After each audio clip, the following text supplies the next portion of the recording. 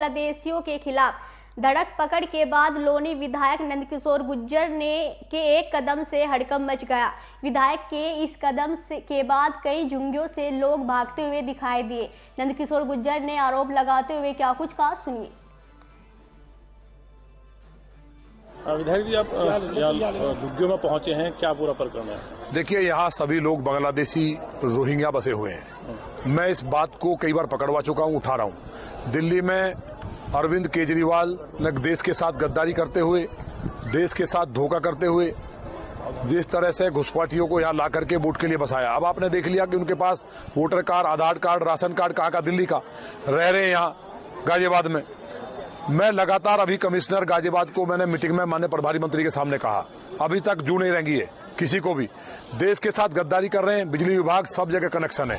अगर कोई व्यक्ति अपना मकान बनाता है और नियम के साथ लेना चाहता है तो उसको बिना रिश्वत दिए मिल नहीं सकता।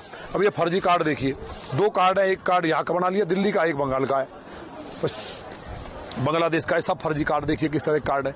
तो ये सारी हालात जो देश के अंदर है, ये दिल्ली देश की राजधानी है।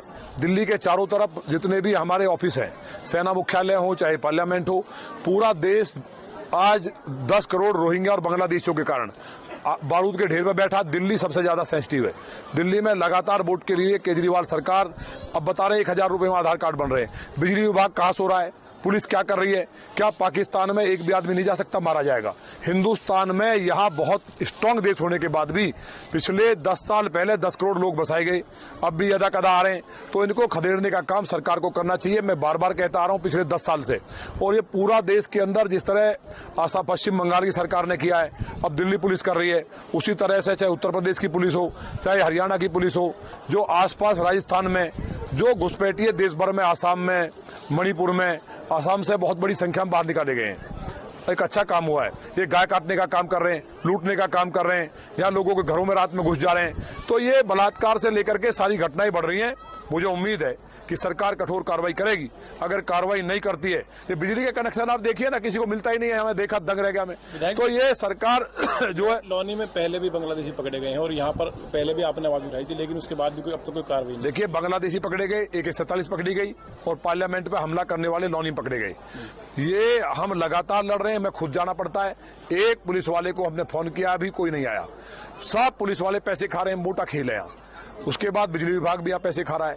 भ्रष्टाचार का वो आलम है कि पूरे भारत के अंदर सर ये जो राज्य सरकार है, इनको ठीक करना चाहिए। माननीय गृह मंत्री जी ने जिस तरह से एक एक्शन लिया है और इनके खिलाफ कार्रवाई की बात की, हमें उम्मीद है कि आज जो जिस तरह असम की सरकार डिसीजन ले रही है, महाराष्ट्र में शुरू हुआ है, तो यहाँ उत्तर प्रदेश में भी खास तौर से मेरी विधानसभा लोनी और साहिबाद और नोएडा में जो जिस तरह से घुसपैठिए, लखनऊ के अंदर घुसपैठिए और तमाम जगह पे कैराना की तरफ, बिजनौर की तरफ, इन सबको चिन्हित करके निकाला जाए।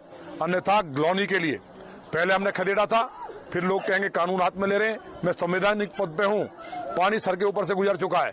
हम इस बात को, इनको खदेड़ने का काम करेंगे। बंगाल में हमारे भाई बहनों के साथ बलात्कार हो रहे हैं, पिता के सामने बेटी के साथ बलात्कार हो रहा है और हमारे पुलिस वाले बेईमान पैसे खा करके बसा रहे हैं। यहाँ मिलिट्री लगानी चाहिए और यहाँ इतना सख्त काम करना चाहिए कि यहाँ से इनको भागना पड़े रातों रात। विधायक जी, आप खबर यूपी के कानपुर से, जहां शिवपाल यादव ने 2027 के विधानसभा चुनाव